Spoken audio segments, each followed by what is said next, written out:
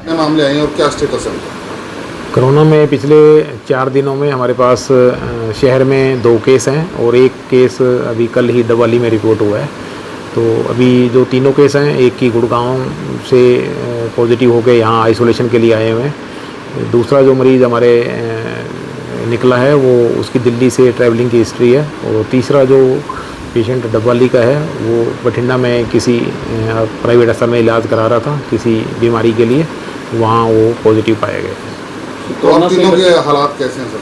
तीनों बिल्कुल ठीक हैं, होम आइसोलेशन पे हैं, और एक पहले मरीज़ को तो अभी उसका साइकिल भी पूरा हो गया जो 7 दिन का आइसोलेशन है। तो बिल्कुल उनके साथ रहने वाले लोगों के भी टेस्ट किए गए हैं, वो सभी ठीक पाए गए हैं और नेगेटिव हैं, और उनमें कोई लक्षण नहीं नज़र आए। दिल्ली और हरियाणा की बात की जाए तो लगातार कोरोना के केस बढ़ रहे हैं, ऐसे में आप लोगों को किस तरह के निर्देश देंगे ताकि वो सावधानियां बरतें? अभी जो कोरोना का जो एप्रोप्रिएट बिहेवियर है पिछले हर इस चरण में हम देखते आए हैं, जिससे लोगों से थोड़ा सा भीड़ भाड़ के इलाकों में जाने से बचें, और कहीं उनको लक्षण लगें, कहीं भी तेज़ बुखार के, ज़्यादा खांसी जुकाम की शिकायत हो तो वो अपना ज़रूर टेस्ट करवाएं, और भीड़ भाड़ के इलाकों में जाने से बचें। यही सबसे ज़्यादा ज़रूरी एहतियात कदम। तो टेस्ट और उपचार के लिए सिविल हॉस्पिटल में किस तरह के प्रबंध किए गए? हमारे पास यहाँ पे अभी RT-PCR और रैपिड एंटीजन टेस्ट दोनों तरह के टेस्ट किए जा रहे हैं। अगर कोई अपना टेस्ट करवाना चाहे जिसको लक्षण है, लक्षण के आने पर ही हम उसको टेस्ट कर रहे हैं, और वो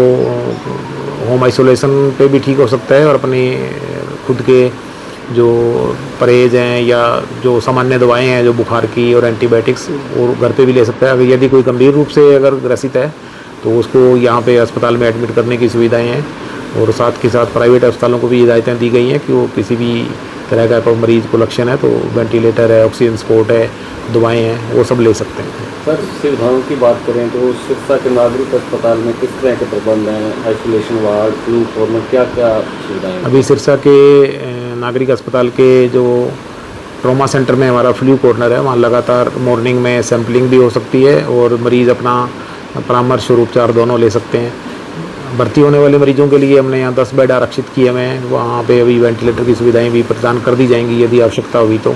ऑक्सीजन के लगातार प्रबंध हैं, प्लांट हमारा चल रहा है, बड़े सिलेंडर, छोटे सिलेंडर, उस तरह की सभी सुविधाएं हैं, लेकिन अभी तक किसी मरीज़ को ऑक्सीजन सपोर्ट पे नहीं डाला गया है। सर, देखा जा रहा है अक्सर कि जो कोरोना के मरीज पाए उनकी ट्रैवल हिस्ट्री होती है, तो क्या बाहर से आने वाले लोगों पर निगाह रखी जा रही है या उनके सैम्पलिंग लिए जा रहे हैं किस तरह? एहतियातन तौर पे भी लक्षण आधारित अभी जांच हो रही है। जिसको भी लक्षण आ रहे हैं वो खुद भी जांच करवा सकता है या हमसे कोई परामर्श या सहायता मांग सकता है। अभी तक तो जो गाइडलाइंस है उसके हिसाब से लक्षण आने पे ही हम उसकी जांच कर रहे हैं। 3 केस आए हैं सच में, महिला या बच्चे हैं? उनमें एक पुरुष है, 2 महिलाएं हैं। इनके कॉन्टैक्ट में जो लोग आए हैं क्या उनकी भी सैम्पलिंग? हाँ, उनकी जांच कर दी गई। उनके घर आसपास रहने वाले करीब 15 लोगों की जांच की गई है, वो सभी नेगेटिव, कोरोना नेगेटिव पाए गए हैं। सर, तीनों यही सिरसा के हैं लोकल? अब वो बाहर से गुड़गांव में एक मरीज़ हैं, वो रहते वहीं थे, तो यहाँ होम आइसोलेशन के लिए अपने घर पे आ गए हैं। और दूसरा मरीज़ सिरसा का है, तीसरा डबवाली का है जो बठिंडा में इलाज ले रहा था। तो अभी जो कोरोना से जो मरीज आ रहे हैं या कोई संदिग्ध हैं तो उनकी सैम्पलिंग के क्या प्रबंध किए गए? सैम्पलिंग के लिए सर अभी हमारे यहाँ पे फ्लू कॉर्नर में ऑन कॉल सैम्पलिंग है। वहाँ पे जैसे भी मरीज़ कोई कहता है कि मुझे सैंपल लिए जाएं या हमें लगता है कि वो तो अति गंभीर श्रेणी में है वो, तो उनको जांच के लिए हम प्रेरित करते हैं और जांच की जाती है। क्या आप लोगों से अपील करेंगे? लोगों से यही अपील है कि यदि उन्हें कोई खांसी, बुखार, जुकाम और कोरोना संबंधित अगर लक्षण घर में, परिवार में पाया जाता है तो उसकी तुरंत जाँच करवाएँ, और उनको जो रहने के लिए उचित और आइसोलेटेड स्पेस दे दिया जाए ताकि वो और भीड़ भाड़ के इलाके में उनको ना भेजें, और वो घर पे ही आराम करें, और हफ्ते 10 दिन के अंदर वो ठीक हो जाते हैं। सर, कोरोना प्रभाव ज़्यादा पहले देखा गया था, बच्चों में और बुजुर्गों में आया गया था, अब कैसे?